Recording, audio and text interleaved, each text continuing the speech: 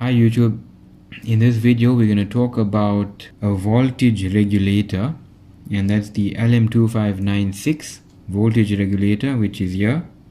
So when you purchase it, you need to solder these wires, the wires on the input and the wires on the output. So this is it, the Lm2596 DC to DC. We have a 12 volt power supply here, but I think you can even have something like a 35 volt power supply, and then you can then regulate the voltage down to something like 4 volts. Now it has a little regulator controller here that functions by turning it clockwise or anti-clockwise, and you got to turn very slowly, because if you go over the limit, then you're destroying the regulator. So we have a multimeter connected on 20 volts, and now the current reading is 4.12. so the voltage is stepped down from 12 to 4.12. so if I demonstrate it now, take a look at the multimeter. If I turn right, it goes up. Now if I go left or anti-clockwise, it's dropping down. Okay, so for the SIM800, it operates at a voltage of 3.7 to 4.4, and in the previous video we powered it exclusively by a lithium polymer battery. So on my breadboard I have 2 tracks.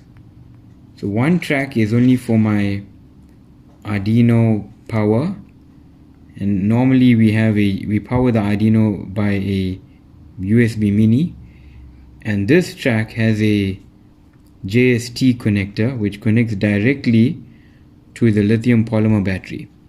So I can supply the power to the SIM800 either from the Lm2596 power regulator or from the lithium polymer battery. So the last time we had the lithium polymer battery, and now what we'll do is we'll power it from the Lm2596.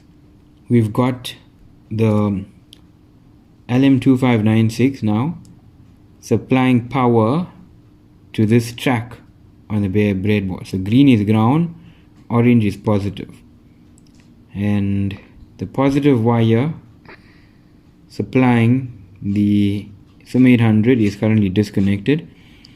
So it's generally good practice to connect your positive last, because it has a reference to ground, otherwise the chip can get destroyed. So there is power on the track and there's 4.1 volts, and I'm going to go ahead and connect my positive and close the circuit. We should see a green LED flashing.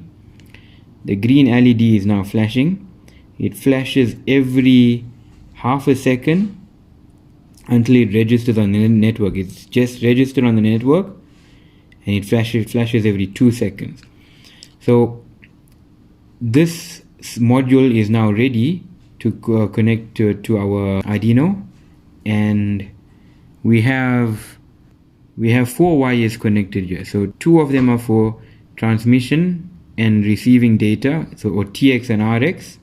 The green, that's the green, and the yellow wire, and they connected to, the green wire is connected to pin 7 and the yellow wire is connected to pin 8. The positive wire is connected to 4 volts, which is being supplied from the Lm2596, and the ground wire is connected to ground.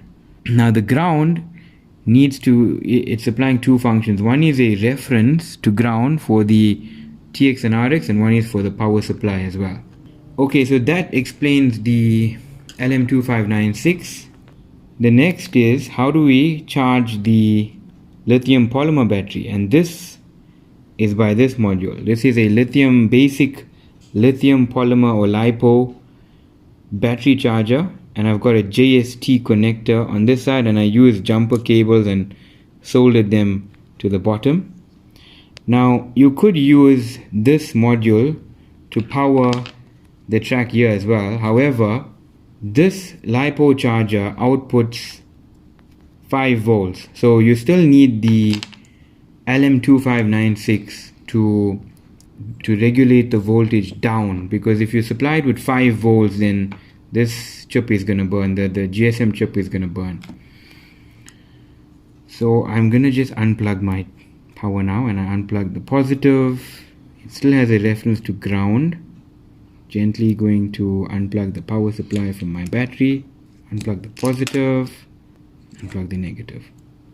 Okay, so this is now out. Alright, so we've showed you in the video how to power it from the LM2596, or you could plug in the lithium polymer battery directly into it. Now on this breadboard I also have a temperature and humidity sensor, and in the next video we will demonstrate to you a program on how to send an SMS and then receive the temperature back. Thank you for watching, and if you like the video, please consider subscribing, and please like the video and hit the thumbs up. It really helps our channel. Thank you.